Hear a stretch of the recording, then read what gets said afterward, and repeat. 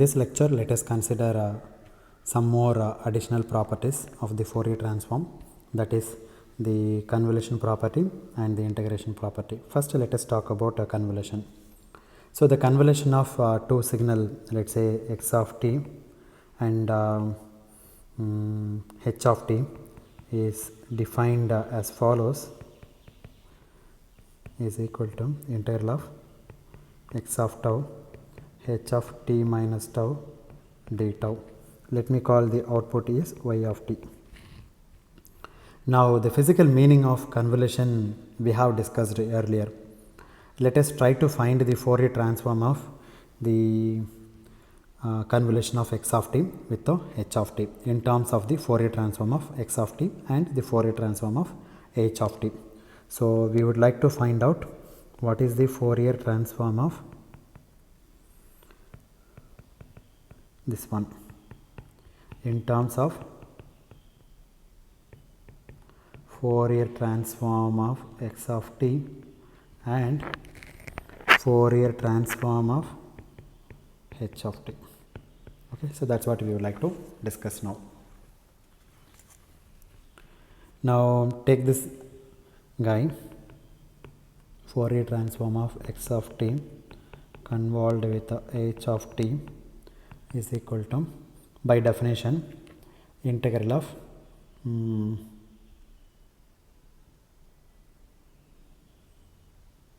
let me call this whole thing as y of t, then it is,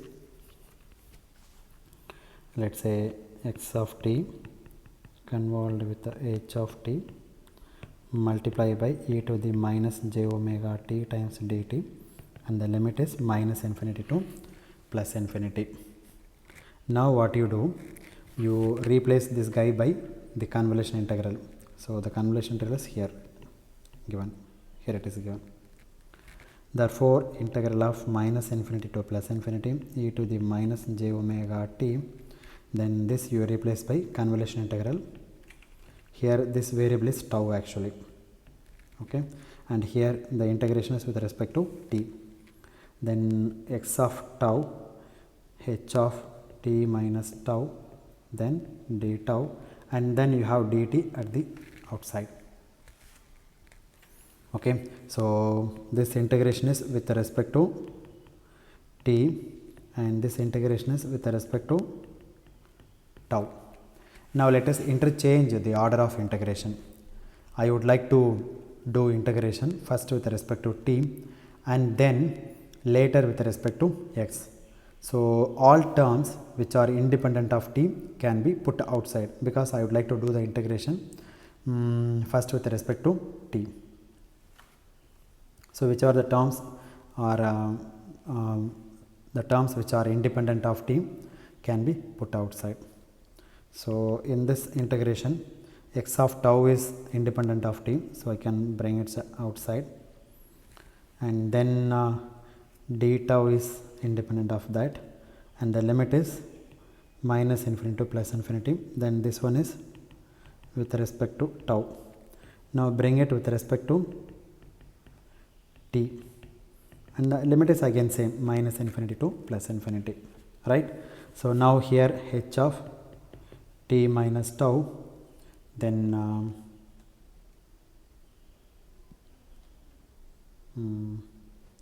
e to the minus j omega t and dt. Now, let us say this is second integration and this one is first integration. From the second integration, what you do, from the property of translation in the time domain, like if h of t has Fourier transform of h of j omega, then h of t minus tau has the Fourier transform of what? H of j omega multiplied by e to the minus j omega tau. Recall this property, right. So, what is this? This guy is the Fourier transform of what? H of t minus tau. Therefore, if you take Fourier transform of h of t, you will get h of j omega, capital H of j omega, and if you take the Fourier transform of time delayed signal h of t, then it is equal to again the same transform h of j omega, but multiplied by an exponent which is e to the minus j omega tau. Therefore, the second integration becomes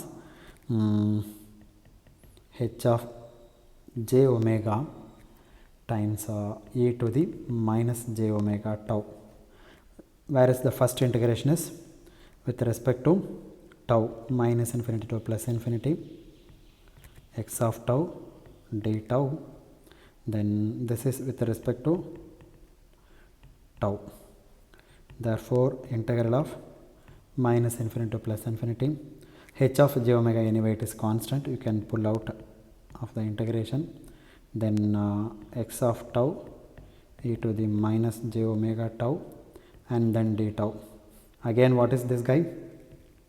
This guy is the Fourier transform of x of tau, or you can write x of t. After all, tau is a dummy variable, right? If you don't like tau, then you can replace by t. So h of j omega integral of minus infinity to plus infinity x of t e to the minus j omega t and dt. So h of j omega multiplied by x of j omega. So this whole thing is going to be x of j omega. Okay, so this is a nice result. In the left hand side, you have the Fourier transform of x of t convolved with the h of t. But in the right hand side, it is simply multiplication of the Fourier transform of x of t and the Fourier transform of h of t. Okay, so you have convolution in the time domain corresponds to multiplication in the transform domain, that is in the frequency domain. Okay, so x of t convolved with h of t is a complicated operation, right? We know that, we have seen it. It is a complicated operation. So there are now 4 steps, if you recall. First one is you have to change the scale, like x of t to x of tau, then h of t to h of tau, then you reverse any one guy like h of tau to h of minus tau, second step, and the third step is you delay or advance h of t minus tau, and then the fourth step is multiply this x of tau with h of t minus tau and then do the integration. So these are like complicated operation in the time domain.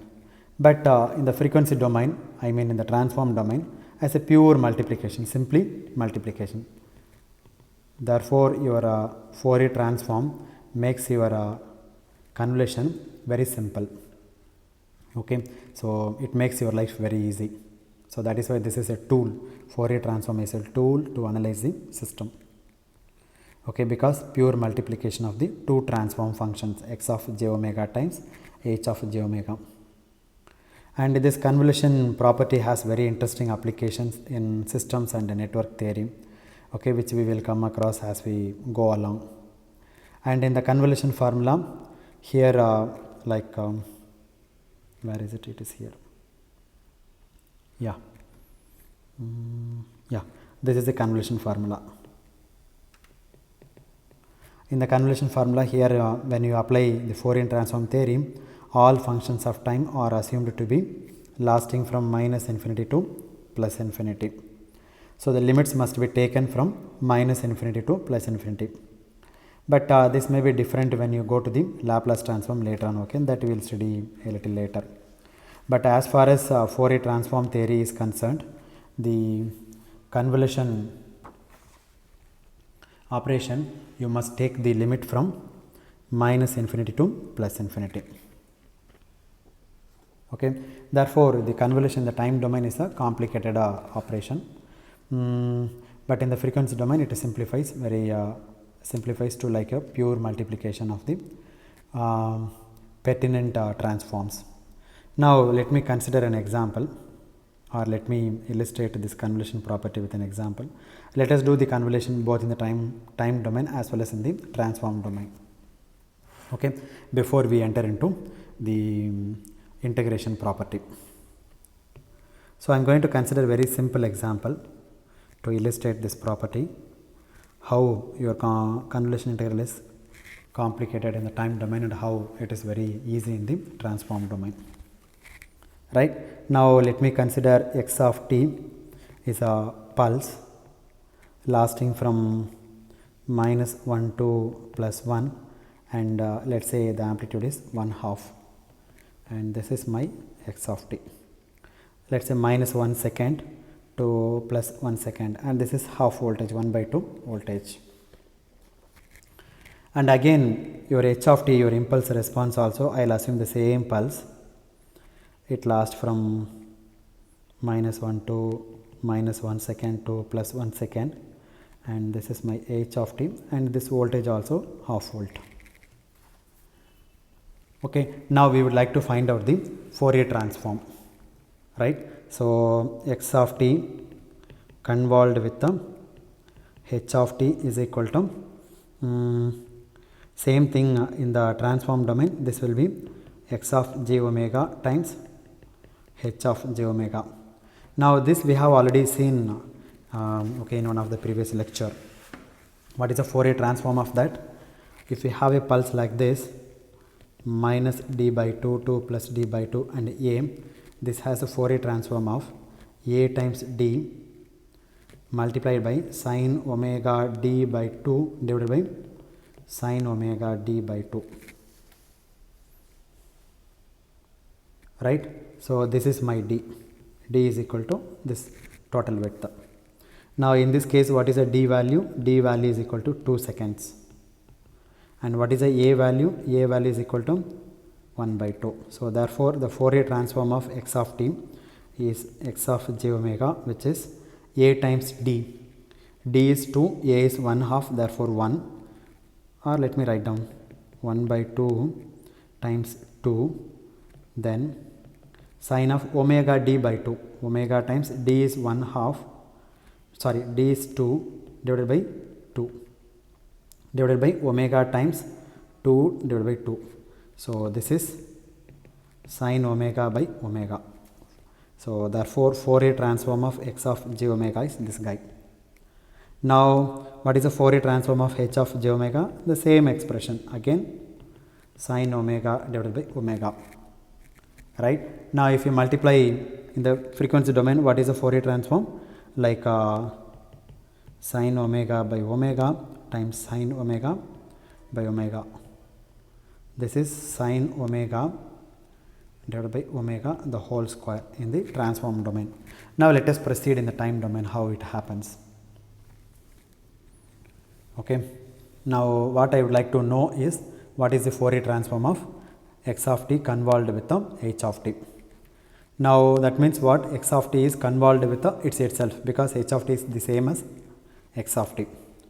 Now let me draw first x of tau minus 1 to plus 1, this is 0.5, then your h of tau is again same, this is 0.5, this is h of tau 1 and minus 1 seconds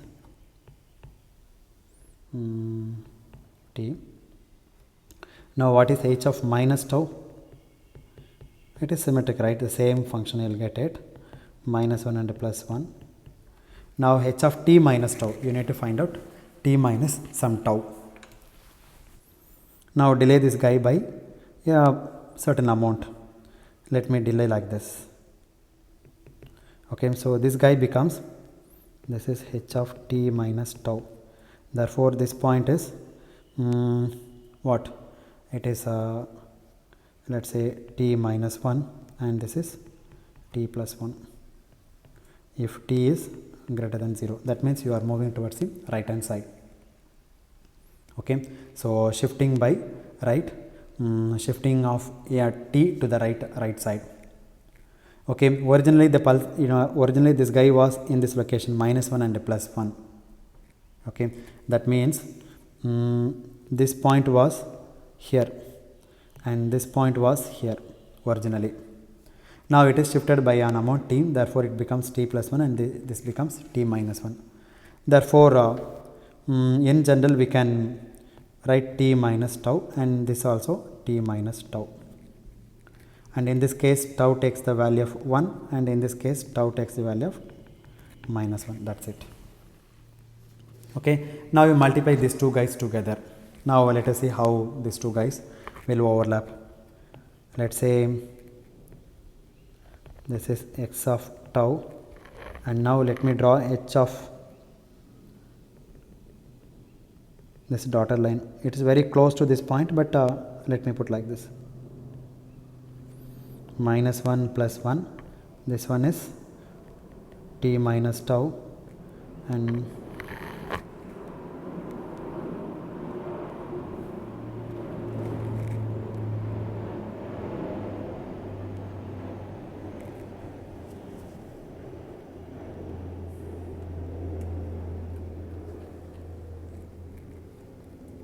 okay.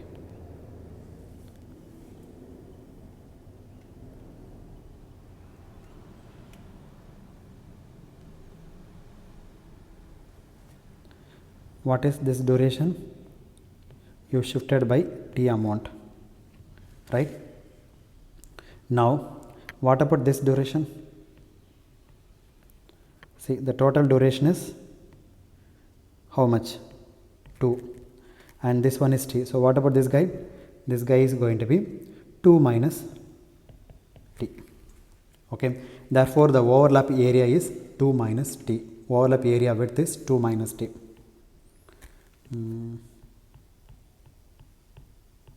This area is 2 minus t, and this guy has 0.5 width, and this also has 0.5 width. So 0.5 becomes 0.25. Okay, 0.25 times 2 minus t. So the height is 0.25 and the base is 2 minus t. Therefore the area is your y of t is equal to 0.25 times 2 minus t. Okay, that means I can write 1 by 4 times 2 minus t, like this I can write. So this is the area. See, I did not do the integration. Why? Because it's after all square pulse. So in that case, or a rectangular pulse. So no need to do the integration. Straight away I got the result. So the height is 0.5 times 0.5, 1 by 4, and the width is 2 minus t. But now this t is keep on changing, right? Now let us see how your y of t looks like. When t equals 0, this is 0 point, then your y of t is 1 by 2. When t equals 1, then 2 minus 1, 1 by 4, 1 by 4. So let's say this point. When t equals 0, then it becomes, when t equals 2, then it becomes 0. 2 minus 2, 0, 0 times 1 by 4, 0. Therefore it is a pulse like this, and afterwards it is 0. There is no overlap. When I say t is greater than 2, let's say 3, then what will happen? Let's say t equals 3. In that case, this is your x of tau, your h of 3 minus tau will be somewhere else. So it will be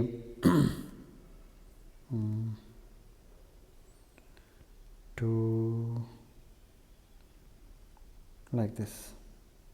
Okay, so this is plus 1 minus 1 plus 2, let me put like this, plus 3. Now there is no overlap between this, the first guy and the second guy. Say this is the area and this is your new pulse. If you multiply these two guys, what will you get? You will get 0. So therefore no overlap when t is greater than 2.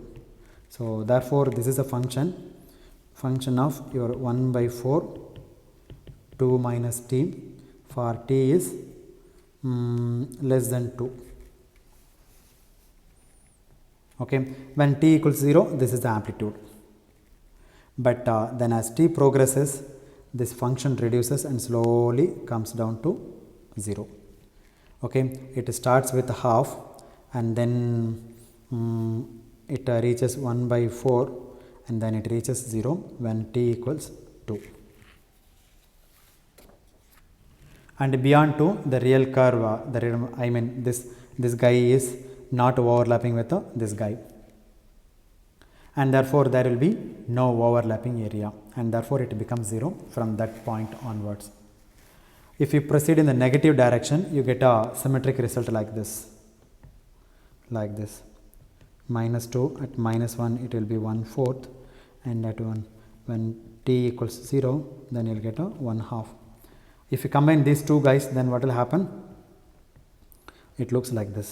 You will get a triangle pulse. So this is minus 2 and this is plus 2 and this one is 1/2. This is your convolved output.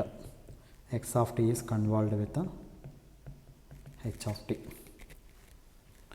Now recall, okay, this one we already did. Okay, if you take Fourier transform, then this is going to be sine, because you differentiate, then you'll get a square pulse, 2 square pulse, and then again if you differentiate one more times, you'll get the impulse function. This in fact we did in one of the previous lecture. You recall, if you take Fourier transform of this, then it becomes sine omega by omega the whole square.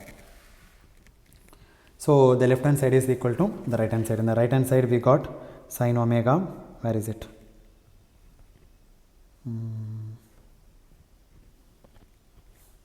Yeah, it is here. The right hand side it is sine omega by omega the whole square. Even the time domain also, what you do, you convolve first and then take Fourier transform. So actually what it says is the Fourier transform of convolution of x of t with the h of t. What is this? This is my y of t, that is a triangular pulse like this. Therefore the Fourier transform of a triangle pulse like this is going to be sine omega by omega the whole square. This we already proved.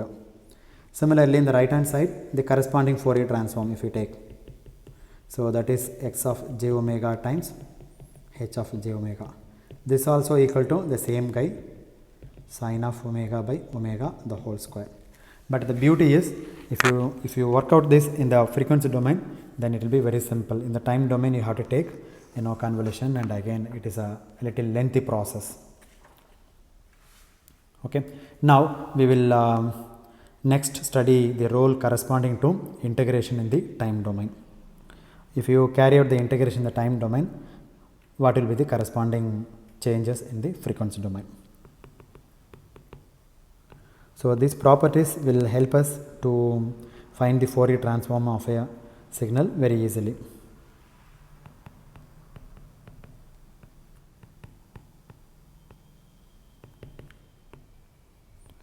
You can recollect that we said when a function is differentiated, x of t has Fourier transform x of j omega, then the differentiated version of your x of t has a Fourier transform of simply j omega times x of j omega. See, when you multiply a Fourier transform by j omega, no problem, but the moment you divide it by j omega, then there is a chance of impulse function. Please remember that. So this is what we have seen in one of the previous lecture. Okay, so when a function is differentiated in time domain, in the transform domain it gets multiplied by this j omega. And at that time we observed that if you want to integrate a function in time domain, in the transform domain, it is not a nearly a division of, let's say, this is not simply x of j omega by j omega plus some terms are there that we need to find out. Okay, it is not near simply division by j omega, it may entail something else. Okay, let us see how that works now. Let's say given x of t and x of j omega forms a Fourier transform pair. Now the next question is, what is the Fourier transform of integral of data? This is the next question we would like to address. Okay, now you take this guy first, integral of minus infinity to t x of tau d tau. This I can be written as integral of minus infinity to plus infinity x of tau u of t minus tau d tau. Please look at this for a while and then we can proceed further. Okay, after all, tau is a dummy variable, right? Tau is a dummy variable, And what is the limit of the dummy variable tau? It starts from tau from minus infinity to tau goes to plus t in this integration. Now look at here in the second integration, what will happen here? And here also tau is a dummy variable, and you are integrating with respect to what? Tau. Now when from unit step function definition, whenever the argument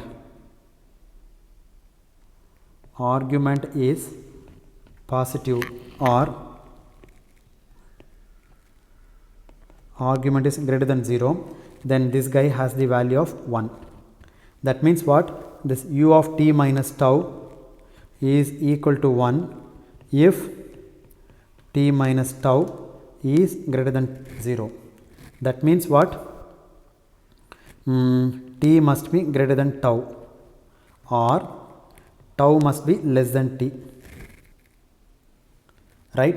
Now as long as your variable is up to t, no problem. Okay, the moment the integrating variable tau exceeds exceeds the value t, then it becomes 0. Right? When tau goes beyond t,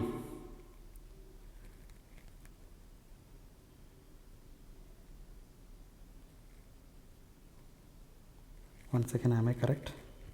T minus tau. Okay, fine. One second, hold on.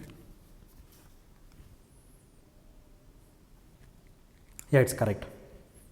Okay, when x goes beyond tau, see tau is a running variable. When x is more than tau, then what will happen? This t minus tau becomes negative. When let me write down more properly. When tau is greater than t, negative quantity, therefore u of t minus tau becomes 0. Okay, 0 for tau greater than t. Now if you look at this range minus infinity to plus infinity in this in this range of integration, whenever the tau exceeds t, see originally my integration is from 0 to t, u of tau d tau. Now what I am saying is minus infinity to plus infinity, this is infinity by the way, I am sorry, minus infinity to plus infinity, same u of x of tau. Now I am putting u of t minus tau and d tau. That means what? See, in the tau axis you start from minus infinity and do the integration, and you reach the point t. Right? So originally you need to do the integration from minus infinity to t. The moment you exceed this point t, okay, see in this range from minus infinity to up to this point, your tau is less than t. Do you agree? The moment you exceed this point onwards, in this region your tau is greater than t. As long as the tau is greater than t, then what happens? This u of argument becomes negative. Negative means what? This is going to be 0. So the whole thing is going to be 0. 0 times x of t, 0. Therefore this integral is the same as minus infinity to t x of tau u of t minus tau d tau plus integral of t to infinity x of tau u of t minus tau d tau. Like this I can split out. Okay, break the integral into two parts. Now in this region, what is your this guy value? That guy value is 1. Therefore integral of minus infinity to t x of tau d tau plus t to infinity x of tau. This is negative, the argument is negative, therefore 0 times d tau. So the whole thing becomes 0. So minus infinity to t x of tau d tau. So that's what we have here. Okay, so that's what we started with here. Okay, I will tell you why I am doing all this kind of substitutions. right? Therefore, instead of writing the limit from 0 to t x of tau d tau, I can write the same thing as, sorry, this is minus infinity. Now I can write from minus infinity to plus infinity x of tau u of t minus tau and d tau. Because once we have the integration from minus infinity to plus infinity, then you can usually apply the Fourier transform formulas, okay, Fourier transform and Fourier integral formulas, because there if you notice the range is from minus infinity to plus infinity, so that is why we are doing all this kind of change of limits and introducing some extra things and all. Therefore, instead of confining our integration from minus infinity to t, we are nominally taking this upper limit of integration to plus infinity. But we know this value of this integration. What is this?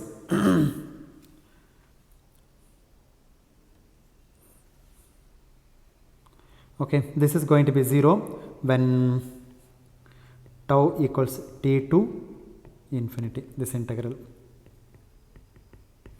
0.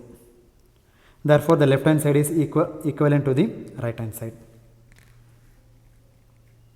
Okay, so that means the left hand side, in the left hand side I am adding something which is equal to 0, right? A plus 0 is equal to the same as a, right? So I am adding something 0, so it's not going to change my integration. And you can see that the right hand side is immediately equal to what?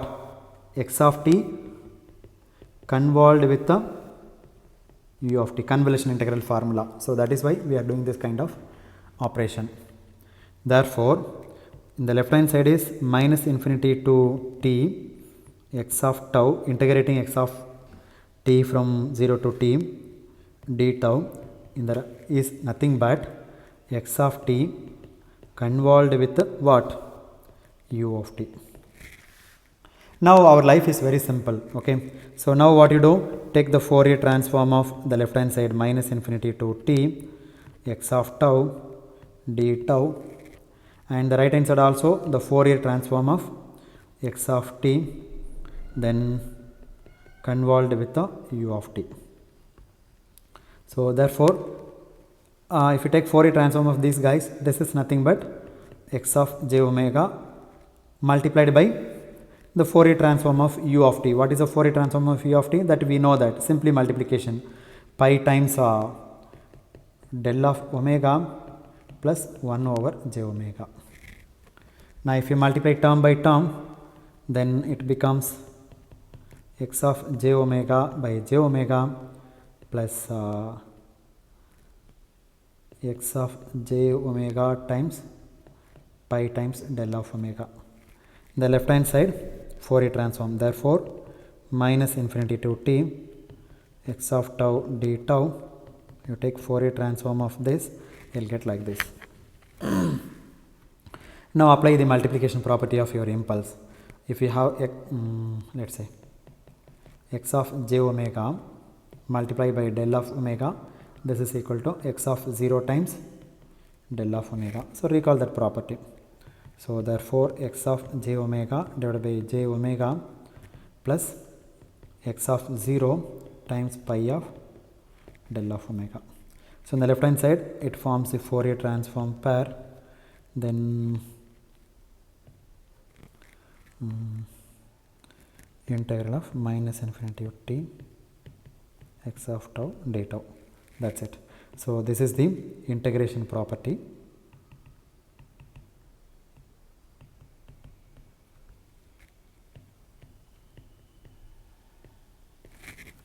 Okay, this is the important result, okay, that we have here.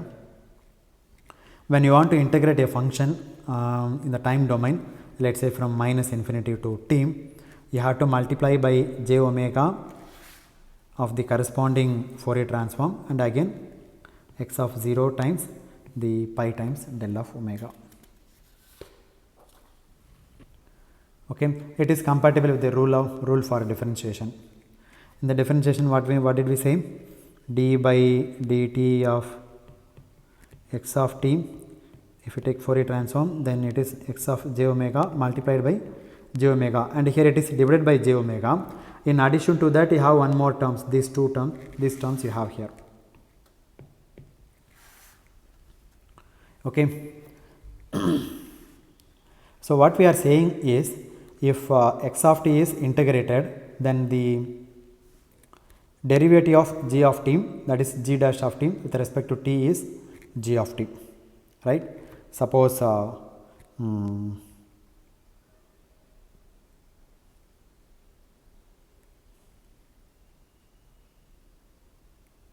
let's say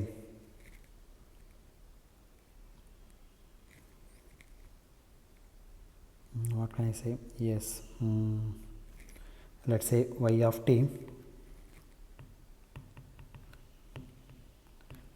is equal to integral of x of tau d tau, and the limit is minus infinity to t. Now if you differentiate this, what will you get? Y dash of t is equal to x of t. If you take derivative, the integration will get cancelled.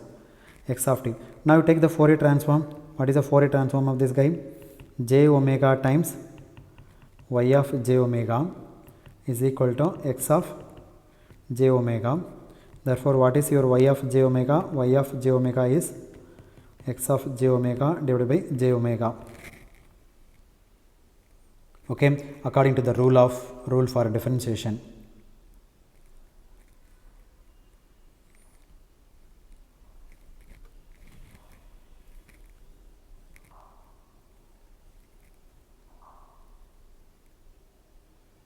Okay, so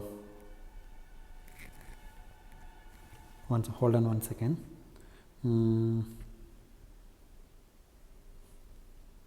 Okay.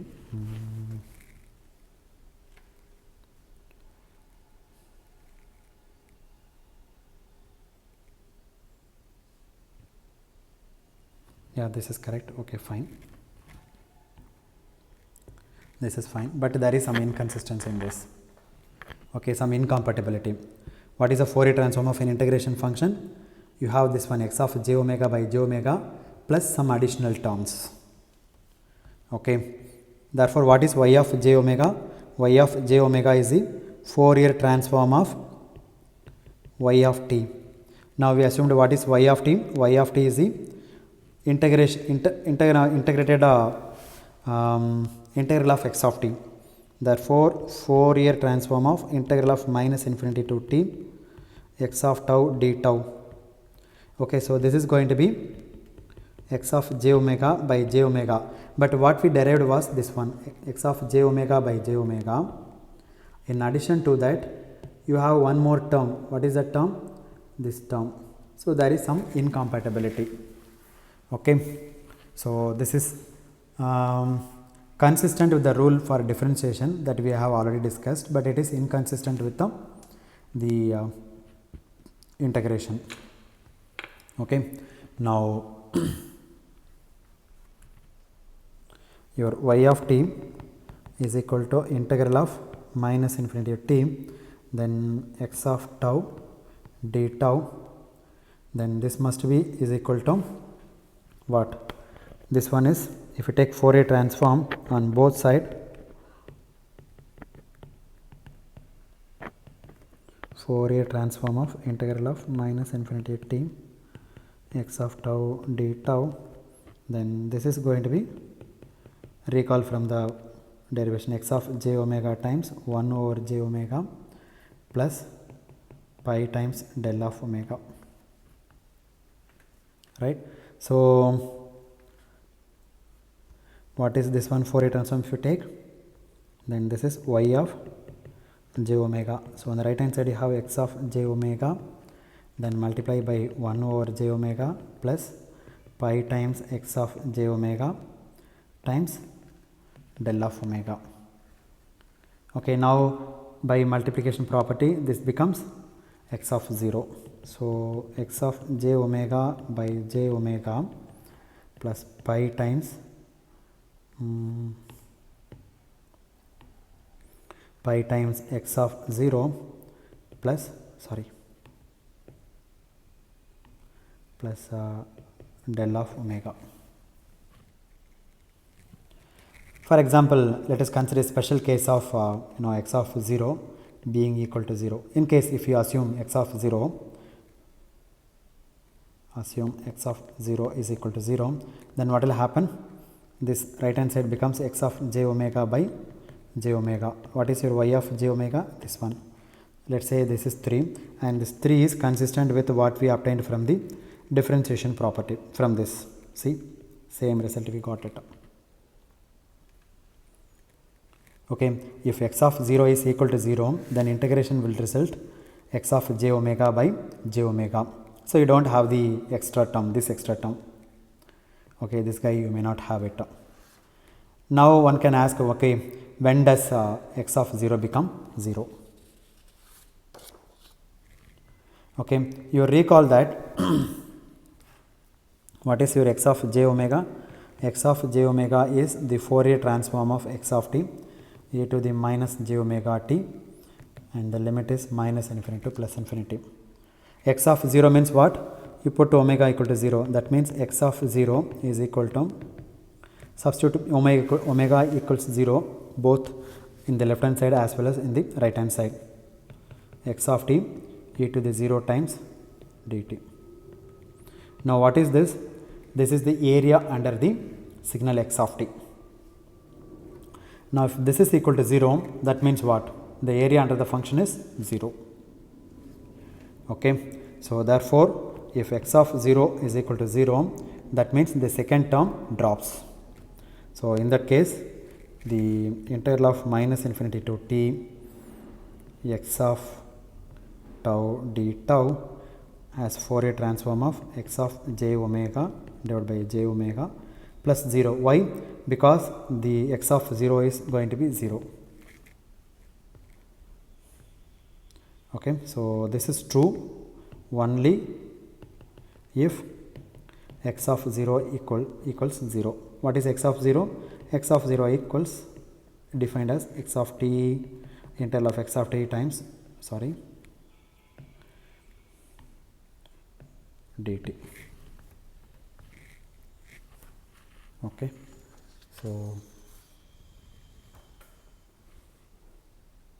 now let me consider one example related to this. Let's say my signal x1 of t, it has two impulses. One impulse is sitting at minus d by 2 and its strength is a, and another impulse is sitting at plus d by 2 and its strength is minus a. Okay, now how do you describe this guy? A times del of t plus d by 2 and minus a times del of t minus d by 2.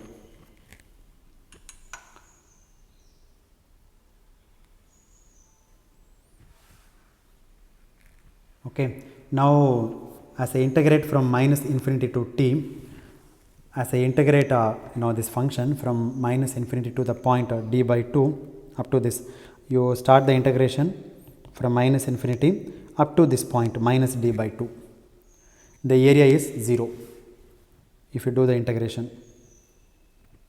Okay, so put a dot line like this. The area is 0. The moment you reach this point d by 2 minus d by 2, then the area becomes 1. Why? Because there is a jump. I have a jump, and the jump is equal to plus a, and that continues up to this point. So it jumps and that area continues up to this point. Okay, and this jump is how much? A units. So there is a jump and it continues like this. And beyond that you have another jump of minus a. See, already you have plus a and here you have minus a. So this plus a and this minus a, both if you add, then it becomes 0. Therefore from this point onwards it is 0. So at d by 2, at t equals d by 2, there is another jump of a. Okay, because you are integrating an impulse, therefore let me call this as x2 of t. This has 0 when t greater than d by 2, when this also 0 when t is less than minus d by 2, and this is the value when a between minus d by 2 to plus d by 2 height. Therefore, this x2 of t is obtained by integrating what? This guy x1 of t from minus infinity to plus infinity. Sorry, plus t. Okay, let me take the point t here. So, therefore, x2 of t is equal to integral of minus infinity to t x1 of tau d tau. Now, if I integrate once more this x2 of t once more, then I get a function x3 of t. Let us see how that x3 of t looks like this. Let me write down here. Your x2 of t is equal to integral of minus infinity to t x1 of tau then d tau. Okay, now integrate this guy one more time. Up to this point, the area is 0. Why? Say in this in this area it is 0, therefore this also 0. The moment I reach this position, the area is increasing linearly, so it increases like this. Okay, so the area is 0 up to the point minus d by 2, and then it gradually increases. Okay, gradually increases because you are picking more and more area. Okay, so under this you are picking more and more area. See, when t equal up to this point, the area is 0, but if you look at this is my area. If you take this point, then my area is this one, more area. So the first area, let me say A1, and the second area is A2. So A2 is greater than A1, therefore the area is increasing linearly, right? And it reaches a point, that point is AD. So AD, that is a maximum point it can reach. And afterwards, once you cross this d by 2 point, you are adding no more areas, therefore it becomes flat. So the integration of x2 of t is here, is a function like this. So up to, sorry, one second, hold on, I am sorry.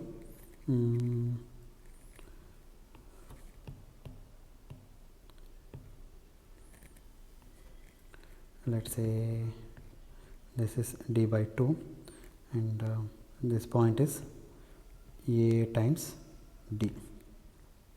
So it increasing gradually up to this point, and then it maintains constant. And what is this function? This function is x3 of t. Okay, so therefore your x3 of t looks like this. Now our interest is to find the Fourier transform of such a curve like this. Okay, x3 of t. So I'd like to find out what is the Fourier transform of this guy. Okay, so we can put this problem, this way, like suppose you want to find the Fourier transform of such a curve, like this kind of thing, then you know that x3 of t, okay, this is the integral of, okay, x3 of t is the integral of minus infinity to tau, sorry, t, x2 of tau d tau, and then what is x2 of t? x2 of t is the integral of minus infinity to t x1 of tau d tau. Okay, so you apply the integration rule again, you find the Fourier transform of x3 of t. First you apply the Fourier transform rule to x2 of t, and then again apply the Fourier transform rule for the integration for x3 of 2. So this is what we do.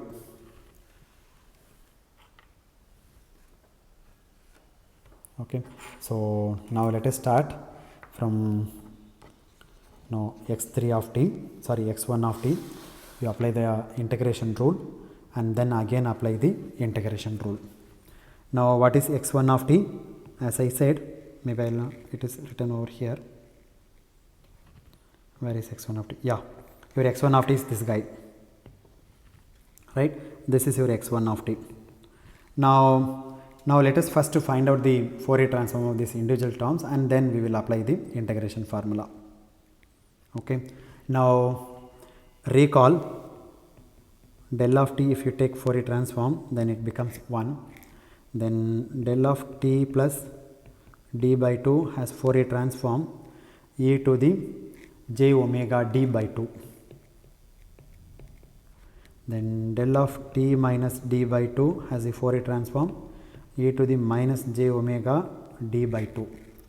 Now what is the signal here? A plus a times del of d by 2 and minus a times del of t minus d by 2. Okay.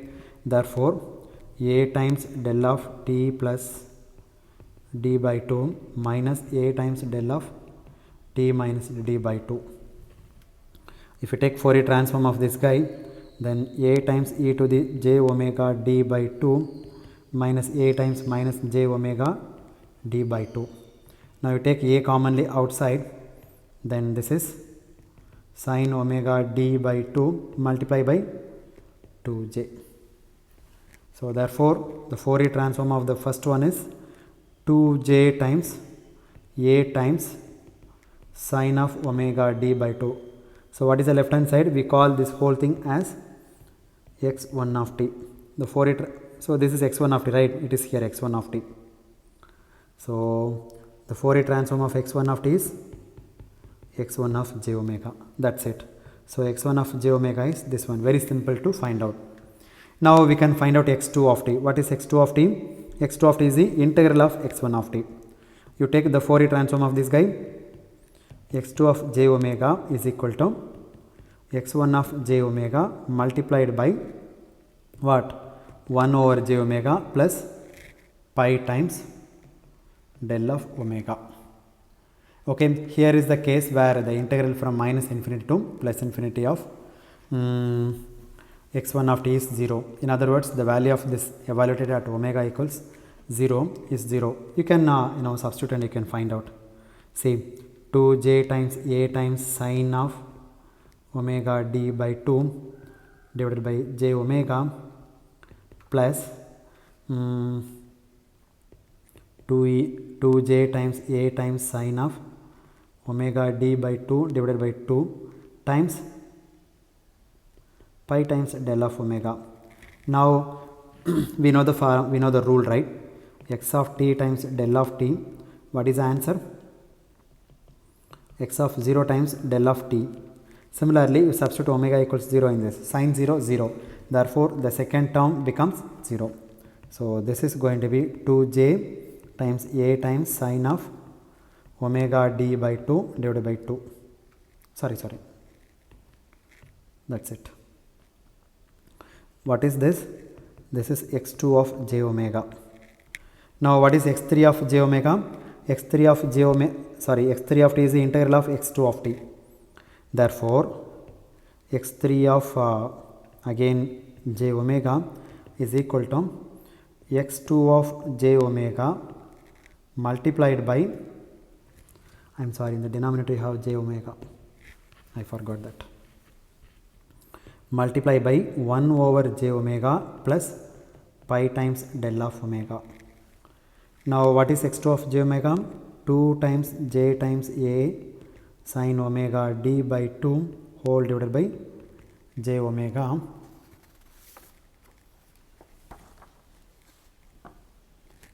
okay.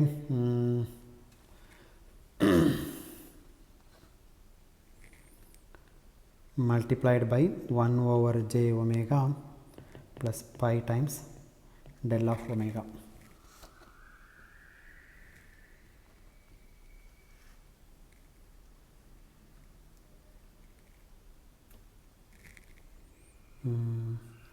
And this j and that j will get cancelled,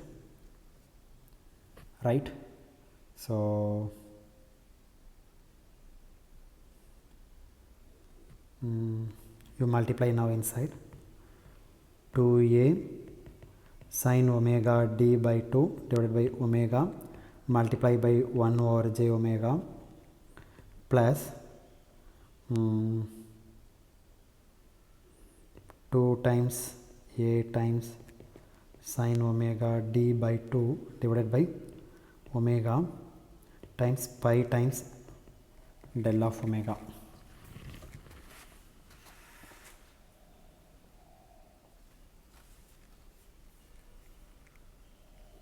Now you substitute omega equals 0 in this by multiplication of impulse rule, then 0 by 0 you will get it, sin 0 0 and the denominator also 0, so 0 by 0 is indeterminate form. Differentiate once, sin becomes cosine and omega becomes 1. Okay, therefore that value is going to be 2 times a times sin becomes cos omega d by 2 and you multiply by d by 2, its coefficient, denominator 1. Now again substitute omega equals 0, then this term will vanish, 2 will get cancelled and AD, therefore the whole term will be AD. So this is 2a sin omega d by 2 times divided by j omega squared, then plus AD times pi times del of omega. Okay, now what you do in the first term, you multiply d by d like this, then I can write why this 2 is coming here, somewhere I missed out.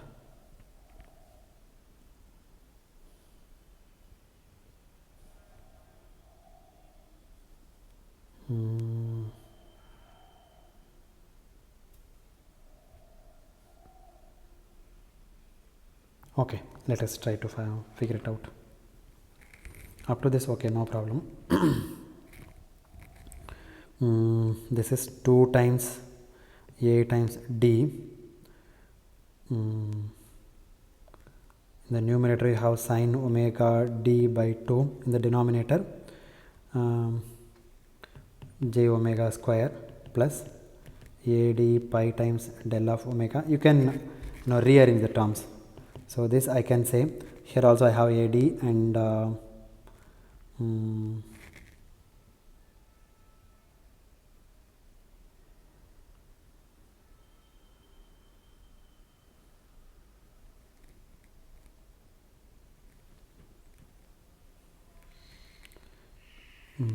omega squared, hold on,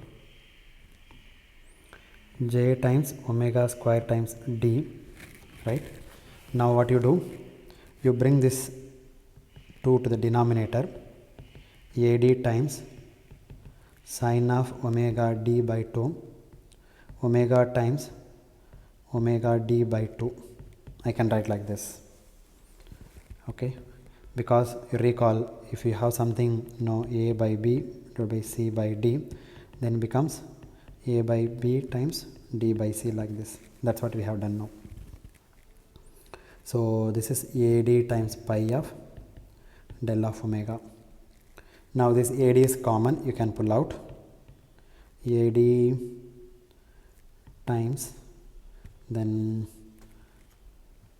1 by j becomes minus j by omega times sin omega d by 2 whole divided by omega d by 2 plus pi times del of omega. That's it. Or still, if you want, you can rearrange this. AD times pi of del of omega minus j by omega times sin omega d by 2 divided by omega d by 2. That's it. So this example illustrates how one can repeatedly differentiate a function or integrate a function and then get the Fourier transform. Okay, I mean one transform from the other using the rule for differentiation or integration, as the case may be. Earlier we have worked out some examples where a function was continuously differentiated. Okay, now we have taken a reverse order. Okay, we started with a simple function whose Fourier transform can be easily obtained and integrated in this in 2 successive steps. Because finding the Fourier transform of a impulse function is very easy rather than finding the other impulse functions. So that's why what we did, we started with the impulse function. Okay, where is impulse? Yeah, we started with these impulse functions. Finding the Fourier transform for a simple function, that is impulse function, is very easy. You can easily be obtained. Fourier transform can easily be obtained. And integrated, okay, once you integrate, you will get x2 of t and then take the Fourier transform on both sides. Then the right hand side becomes multiplication of x1 of j is multiplied by 1 by j omega, this what here, 1 by j omega times pi of del of omega, and multiply term by term and integrate this coefficient by using this multiplication property of your impulse function. Then fortunately or unfortunately this term is 0 here, but in the second case it is not 0. Okay, so this is your x2 of j omega. Then again apply this same rule for x3 of t, because x3 of t is the integration of x2 of t. So likewise you can easily find out the Fourier transform of a complex signal. If you apply Fourier transform straight away, then you will be in trouble. Okay, so let me stop at this point. In the next lecture we will talk about the application of Fourier transform to systems. Okay, how we can use the Fourier transform to a system. So let me stop at this point. Thank you very much.